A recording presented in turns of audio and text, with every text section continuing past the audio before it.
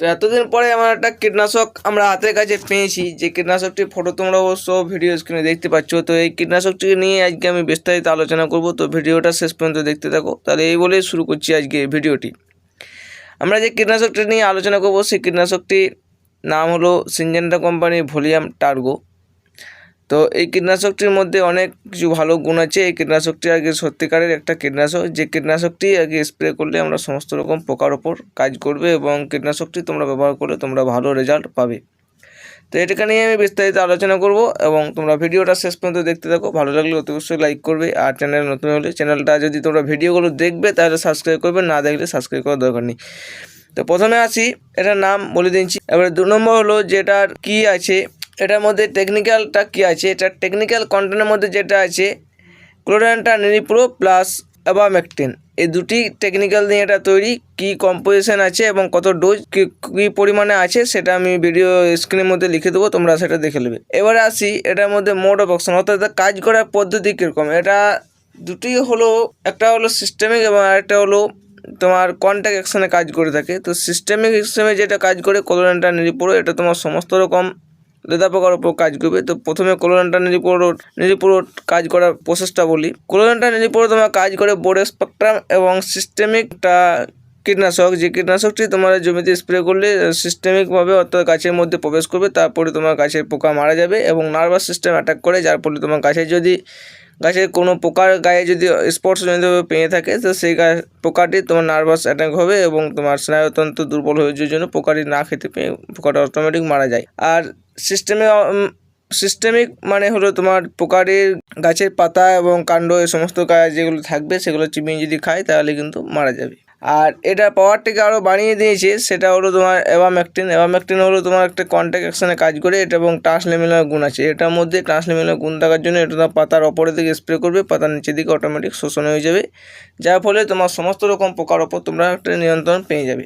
এবারে আসি এটা কোন কোন পোকার ওপর কাজ করে থাকে। তো এটার মধ্যে পোকার ওপর কাজ করে সাধারণত সমস্ত রকম লেদা পোকা, যেমন লেদা পোকার নাম যদি বলতে হয় তোমার হলো বেগুনের ডাঁটা ফল ছিদ্রকারী পোকা, তামাকের পাতা খেঁকো পোকা, টমেটোর ফল খেঁকো পোকা। আর যদি চোষক পোকার কথা বলতে হয় তো তোমার হচ্ছে লাল মাকড়, থ্রিপস, অ্যাফিড, জ্যাসিড, সমস্ত রকম চোষক পোকার ওপর এটা কাজ করে থাকবে। তোমরা অবশ্য ছবিগুলো দেখতে পাচ্ছ। এবার আসছে এটা ব্র্যান্ড নেম। এটা ব্র্যান্ড নেম বলতে আপাতত এখন এটা সিনজেন্টা কোম্পানির ভলিউম টার্গো নামে পাওয়া যায়, এছাড়া এখন কোনো অন্য কোম্পানির ব্র্যান্ড নেম বেরিয়ে নাই, অবশ্য আমিও আজ অবধি পাই নাই। যদি তোমরা পেয়ে থাকো তো আমাকে কমেন্ট করে জানাবে। এবারে আসছে এটার প্যাকিং সাইজ। এটা প্যাকিং সাইজ হলো 100 ml, 250 ml, এই সমস্ত প্যাকিং সাইজে পেয়ে যাবে। তোমরা চাইলে আরও বড়ো প্যাকিং সাইজও পেয়ে যেতে পারো, অথবা এই সমস্ত প্যাকিং সাইজে তোমরা পেয়ে যায়। আসছে এটা রেজাল্ট টাইম। এটার এবারে রেজাল্ট টাইমের কথা যদি বলতে হয়, তোমার মোটামুটি এটা রেজাল্ট নিয়ে থাকে কমপক্ষে 15 দিন তোমরা রেজাল্ট পাবে। এই যদি হাই টেম্পারেচার থাকে তাও তোমরা 15 দিন পর্যন্ত রেজাল্ট পেয়ে যাবে এবং এটা সমস্ত রকম পোকার ওপর কাজ করে থাকে। এবার আসি কেমিক্যাল কম্পোজিশন, অর্থাৎ এটার সঙ্গে কোনো কেমিক্যাল মেশিন স্প্রে করা যায় কি না। তো এটার সঙ্গে তোমরা যে কোনো কেমিক্যাল আর কি মেশাবে, এটার সঙ্গে মেশানো যদি থাকে একটা পিজিআর অথবা অনুখাদ্য তোমরা মেশাতে পারো। পিজিআর হিসাবে তোমরা যে কোনো একটা অ্যামাইনো অ্যাসিড বা সিউইড পিজিআর মেশিন স্প্রে করতে পারো, অথবা তোমাদের একটা অনুখাদ্য মেশাতে পারো। যেটা মেশাবে একটা মেশিন স্প্রে করবে কোনো অসুবিধা হবে না, 2-3 কি 4টে রকম মেশিন স্প্রে করলে কিন্তু অসুবিধা হয়। আর ছত্রাকনাশক কোনো রকমভাবে মেশাবে না, ছত্রাকনাশক মেশালে রিয়াকশান করার সম্ভাবনা আছে।